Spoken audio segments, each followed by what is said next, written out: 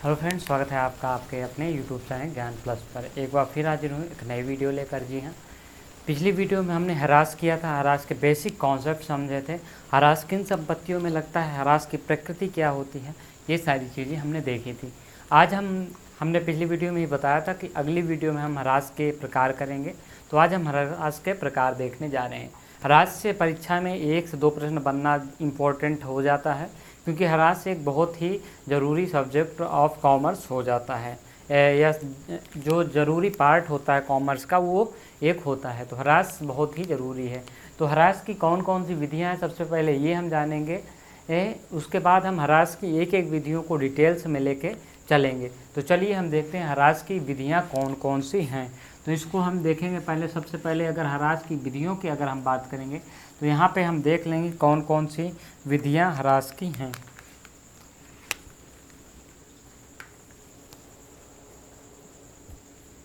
यहाँ से हम देखेंगे कई प्रकार की विधियों को हरास की। तो एक होता है, पहली जो विधि है वो सरल रेखा प्रणाली होती है, जिसे आप स्थायी प्रभाग विधि भी कहते हैं। तो स्थायी प्रभाग विधि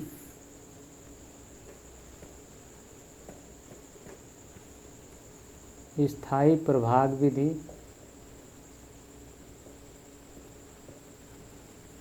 अगला हो जाएगा क्रमागत हरास विधि। जो स्थायी प्रभाग विधि है उसे आप कई नामों से जानते हैं। इसी प्रकार से क्रमागत हरास विधि है, जिसे अंग्रेजी में कहते हैं डिमिसिंग जो है बैलेंस मेथड होता है। डिमिसिंग बैलेंस मेथड होता है। उसके बाद वार्षिक जो है वार्षिक वृत्ति प्रणाली या वार्षिक वृद्धि पद्धति। वार्षिक वृत्ति प्रणाली, तो ये कौन सा हो गया है। 3 जो विधियां हैं हमारी, स्थायी प्रभाग विधि है, क्रमागत ह्रास विधि है, वार्षिक पद्धति है, ह्रास कोष विधि है।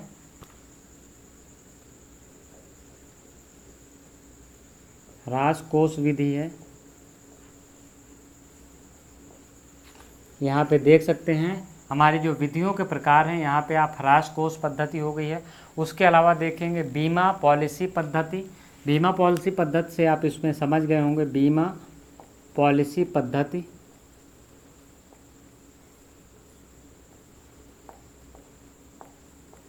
और एक हमारा लास्ट इसी में है, कौन सा है, जो है कि वार्षिक मूल्यांकन पद्धति। क्या है? वार्षिक मूल्यांकन पद्धति। अब एक चीज़ आपको हम बता दें, समझा दें कि देखिए इतनी सारी विधियां, ह्रास निकालने की इतनी सारी विधियां क्यों? आखिर ह्रास का नेचर एक होता है, तो इतनी सारी विधियों का यूज क्यों किया जाता है? तो हम आपको बताएं कि इन सारी विधियों का जो है नेचर एक नहीं है। भले सब ने ह्रास निकालती हैं, लेकिन कुछ क्या होती हैं, कुछ अच्छी हैं, कुछ कम अच्छी हैं। यानी कि अलग अलग संपत्तियों में अलग अलग प्रकार की ह्रास को लगाया जाता है। सब कोई भी इसमें से बेस्ट पद्धति ह्रास निकालने की नहीं है, जिससे कि आप उसको यूज कर सकें सभी ट्रांजैक्शंस में, सभी प्रकार की संपत्तियों में। इसी प्रकार से अलग अलग विधि है। और लेखांकन जो लेखा करते हैं, कोई भी बड़ी कंपनी होती है जिसमें कई प्रकार की संपत्तियां होती हैं, वो कई मेथड्स का यूज करते हैं, एक मेथड्स का यूज नहीं। जैसे स्थायी मेथड्स है, स्थायी जो इंस्टॉलमेंट मेथड है, तो उसको, या फिक्स कॉस्ट मेथड है, उसको आप क्या करते हैं कि उसमें जो है कि आप फर्नीचर्स होती हैं जिसकी वैल्यू एक समय के बाद जीरो हो जाती है। इसी प्रकार से पेटेंट्स जिसकी वैल्यू एक समय के बाद ख़त्म हो जाती है या जीरो हो जाती है, इन सारी वस्तुओं का प्रयोग होता है। ये मेथड इसलिए भी अच्छा है कि ये सरल होता है। तो इन सारी विधियों का अलग अलग चीज़ों के लिए अलग अलग निकालने के लिए अलग अलग प्रयोग किया जाता है। तो चलिए हम शुरुआत करते हैं स्थायी प्रभाग विधि से।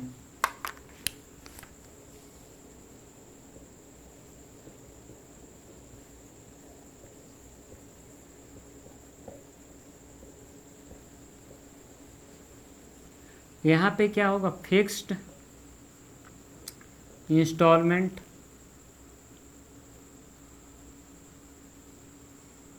मेथड। इसे कई नामों से जाना जाता है, जैसे कि सरल रेखा प्रणाली हो गई, स्ट्रेट लाइन मेथड हो गया। चीज़ों को आपको ध्यान देना होगा कि क्योंकि अगर अलग अलग नाम पूछ लिया तब क्या करेंगे आप, तब फिर दिक्कत होगी। इसलिए आपको ध्यान रखना है। मूल लागत प्रणाली भी इसका नाम है। ये क्या है? मूल लागत प्रणाली।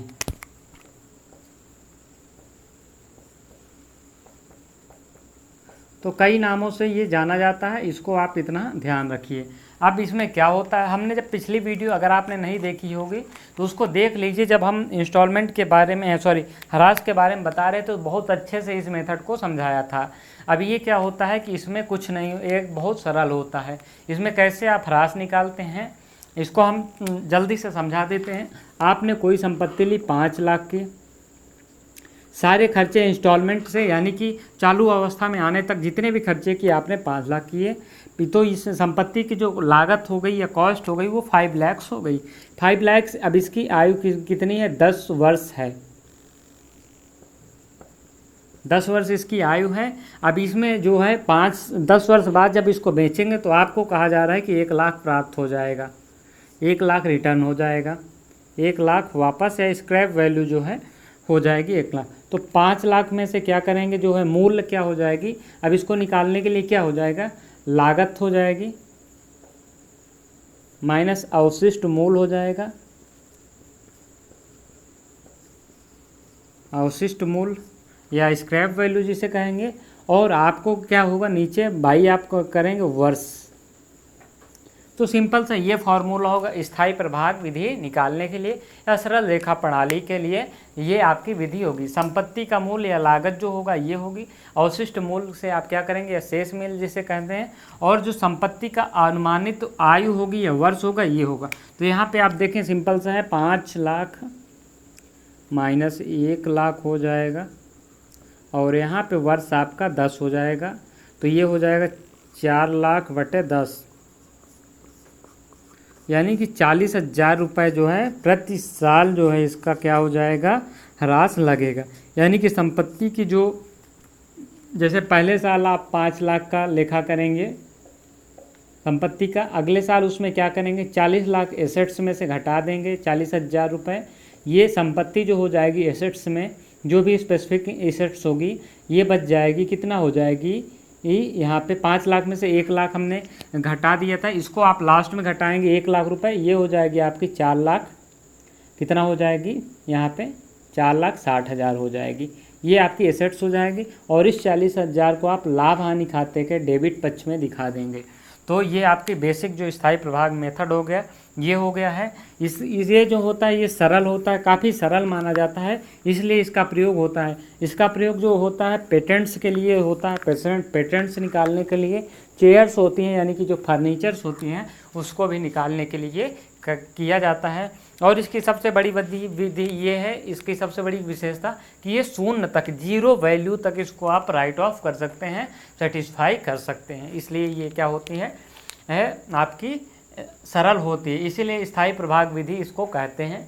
ये आपके लिए स्पेशली ध्यान रखना है कि पेटेंट्स तथा जो है आपका फर्नीचर है उनके यूज के लिए इनका प्रयोग किया जाता है। यानी कि जिनकी वैल्यू लास्ट में 0 बचे, यानी कि उनका जो अवशिष्ट मूल्य है वो 0 हो जाए, तो वो ऐसी संपत्तियों पे हम स्थायी प्रभाग विधि से निकालते हैं। अब क्रमागत ह्रास विधि, क्रमागत ह्रास विधि क्या कहती है ये भी चीज़ आपको यहाँ पे समझना होगा। क्रमागत ह्रास विधि देखिए, एक सिंपल सा फार्मूला है कि जो आप कोई नई वस्तु लेते हैं, नई संपत्ति खरीदते हैं, तो शुरू में उसका बैकअप अच्छा होता है। जैसे कि आप मोबाइल लेते हैं तो मोबाइल में शुरू में अच्छा चलता है, उसके बाद धीरे धीरे क्या होता है कि उसकी जो हैंग करने लगता है, बैटरी लाइफ कम हो जाती है, चार्ज धीमे होता है, कई सारी समस्याएं आती हैं धीरे धीरे यूज करने। तो जब शुरू में इसका ये फार्मूला है कि ये कहा जाता है कि शुरू में जब चीज़ें अधिक अच्छी चलती हैं तो उसमें अधिक ह्रास लगाया जाए। क्रमागत ह्रास विधि।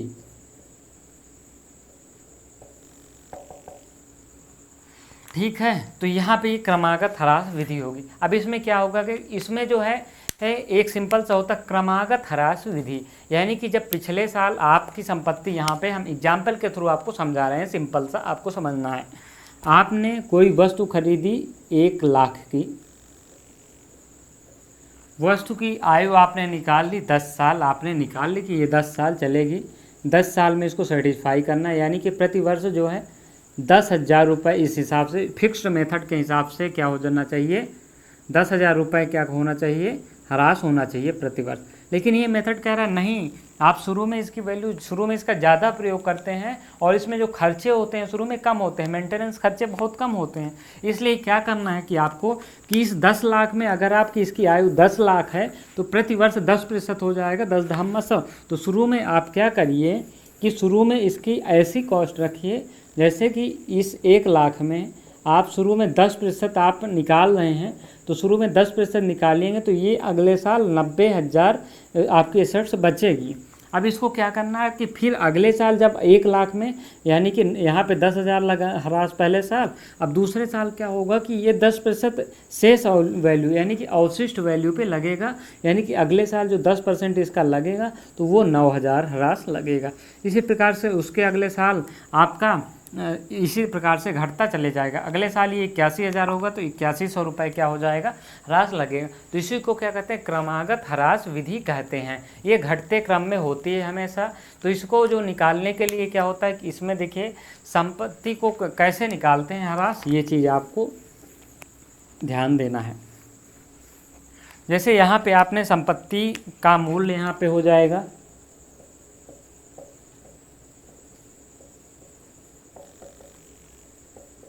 संपत्ति का मूल्य हो गया, ठीक है। अब ये क्या हो जाएगा, जब संपत्ति का मूल्य एक निश्चित होता है आपको पता है, तो आपको क्या करना है, मल्टीप्लाई कर देना है। किससे करना है, 100 से। 100 से मल्टीप्लाई क्यों करना है, क्योंकि जब आप यहाँ पे रेट ऑफ डिप्रिसिएशन निकालेंगे तो आपकी कैपिटल निकलनी चाहिए। तो यहाँ पे क्या हो जाएगा, rate of depreciation, rate of क्या होगा, डिप्रिसिएशन हो जाएगा। अब यहाँ पे डिवाइड बाई आप कितना करेंगे कि आप 100 एक बार फिर से कर देंगे।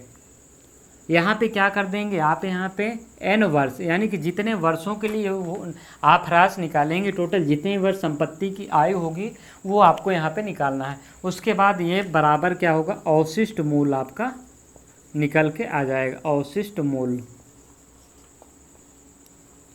तो इस प्रकार से होगा। मान लीजिए कि संपत्ति का इतनी है और आपने 10 साल यूज किया और अवशिष्ट मूल्य 1 लाख की संपत्ति है।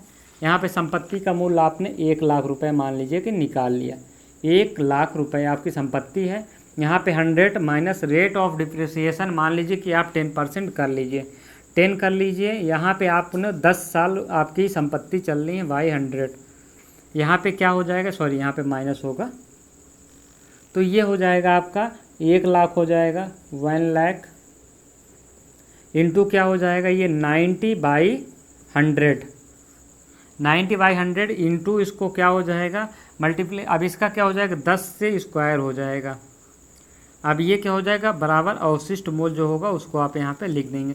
तो इस प्रकार से माइनस अवशिष्ट मूल्य, तो यहाँ पे जितनी भी होगी आपकी डिप्रिसिएशन, इस प्रकार से ये इस मेथड में निकाला जाता है। तो आपको बेसिक चीज़ें समझ में आ गई होंगी, यानी कि प्रति वर्ष इसमें घटते क्रम में लगाया जाता है।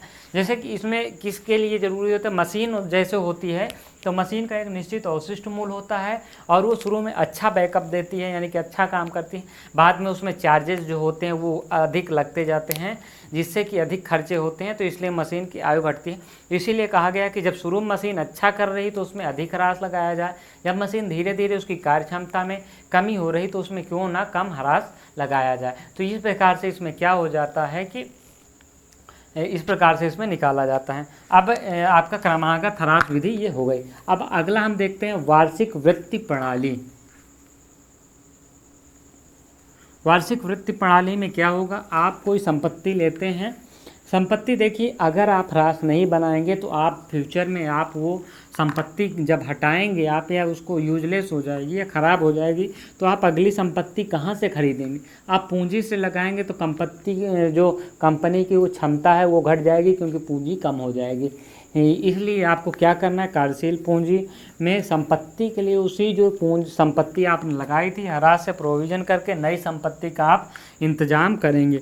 तो यहाँ पे आप चलिए देख लेते हैं वार्षिक वृत्ति प्रणाली।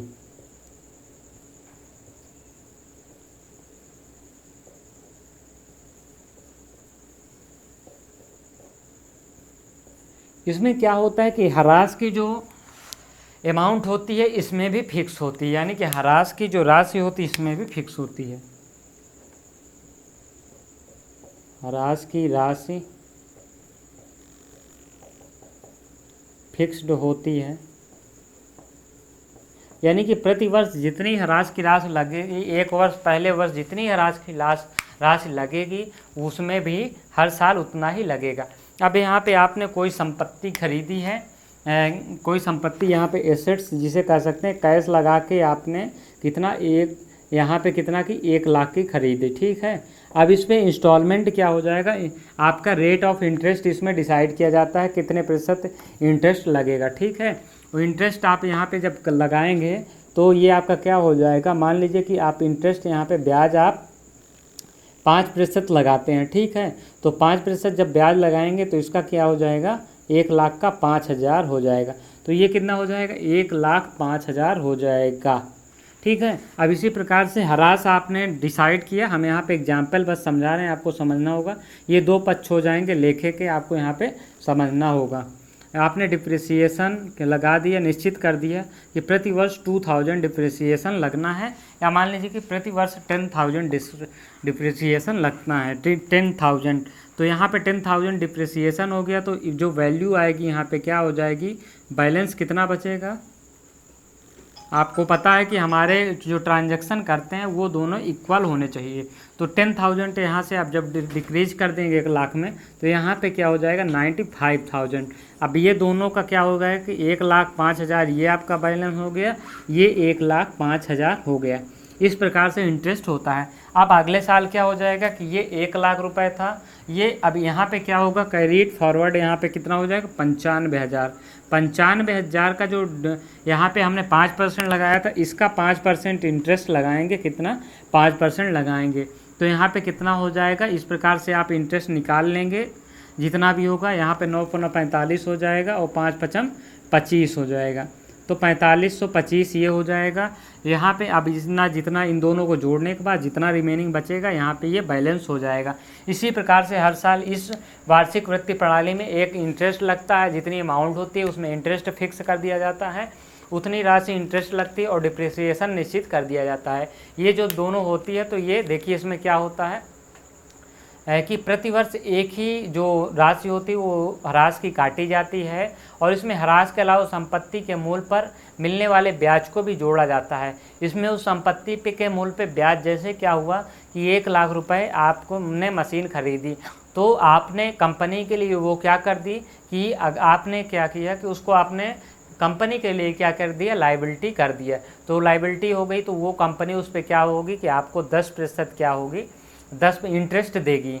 वो संपत्ति आपने उसका एक तरह से आपने क्या, व्यापार से 1 लाख रुपए निकाला, 1 लाख रुपए की मशीन आपने व्यापार में खड़ी कर दी। तो आप क्या करेंगे कि फिर वहाँ पे क्या करेंगे, आप इंटरेस्ट के रूप में, इंटरेस्ट आपका प्रॉफिट एंड लॉस में दिखाएगा। तो आपकी 1 लाख की संपत्ति तो बढ़ जाएगी, लेकिन प्रतिवर्ष आपके लाभांश में से क्या हो जाएगा कि ये इंटरेस्ट घटेगा और संपत्ति में इसका लेखा होगा। तो इस प्रकार से इसकी जो प्रतिवर्ष है ये घटती जाएगी, और आपको वार्षिक वृत्ति प्रणाली में कुछ इस प्रकार से क्वेश्चन करना होगा।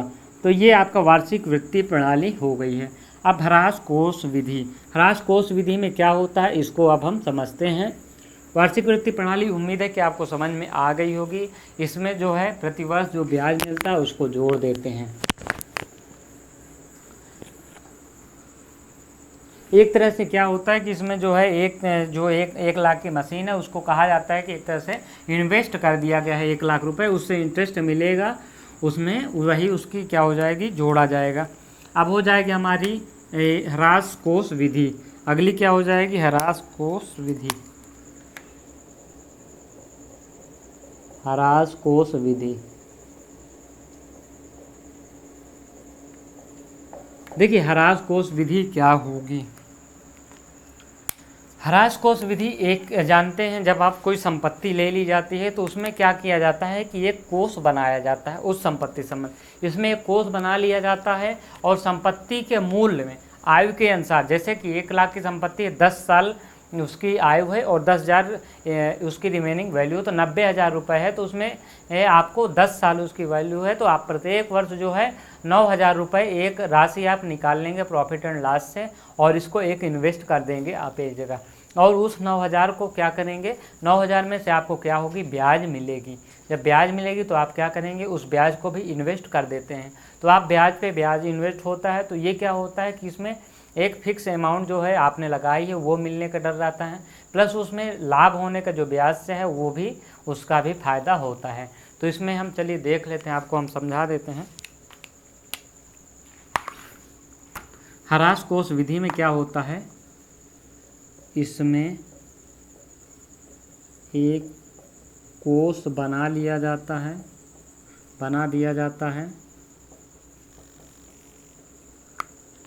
और प्रति वर्ष एक निश्चित राशि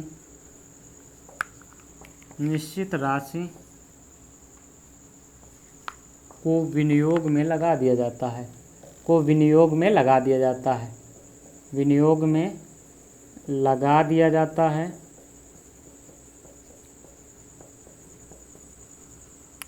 और जो ब्याज मिलती है, और ब्याज को भी आप क्या करते हैं, और ब्याज को भी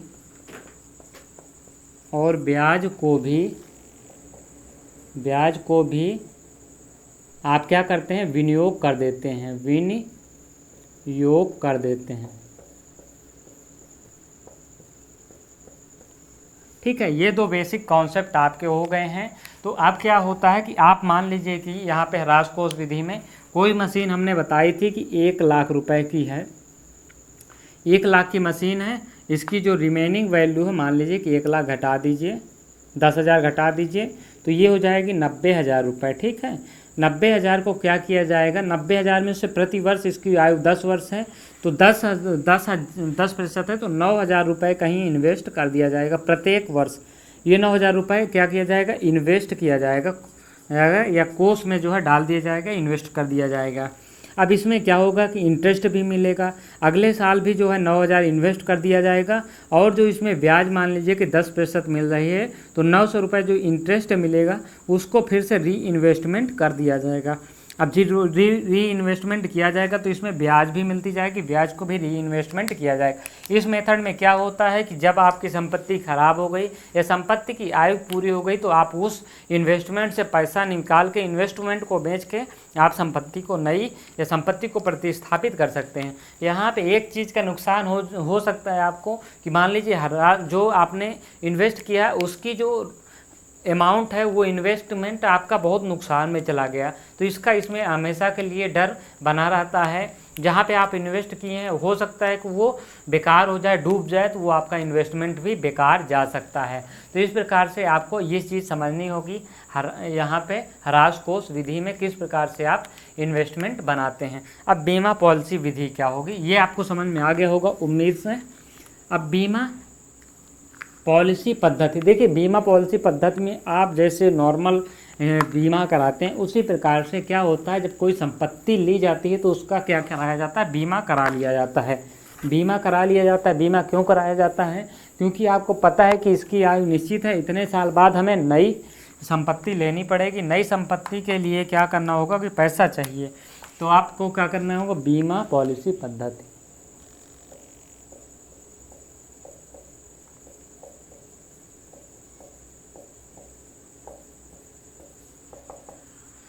यहाँ पे देख लेते हैं क्या होता है कि मशीन की राशि का बीमा करा लिया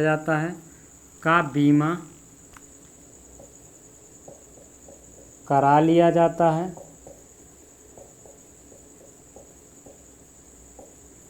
और किस्तों के रूप में ह्रास की राशि बीमा कंपनी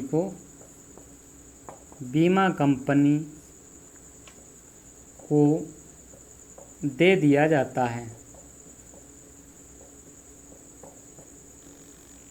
ठीक है, अब यहाँ पे आपको समझना कैसे पड़ेगा कि आपकी जो, हमने एक बार फिर वही एग्जाम्पल ले रहे हैं, आपने 5 लाख की कोई संपत्ति खरीदी है, इसकी आयु कितनी है, 10 साल है, 20 साल है, ये कुछ भी हो सकती है। ये मैं एग्जांपल 10 साल है। अब यहाँ पे क्या हो जाएगा कि कंपनी कह रही कि 5 लाख रुपए आप हमारे यहाँ बीमा करा लीजिए। बीमा की राशि निर्धारित होती है, क्योंकि वो बीमा भी एक तरह से इन्वेस्टमेंट होता है, तो जितनी आपको वैल्यू मिलती है उससे कम आपको इन्वेस्ट करना होता है। तो 5-10 साल इसकी उम्र है, 1 लाख रुपये स्क्रैप वैल्यू 4 लाख, यानी कि बीमा कंपनी कहती 40,000 रुपये आप बीमे में इन्वेस्ट करिए, आपको 10 साल बाद हम कितना दे देंगे, 40 लाख दे देंगे।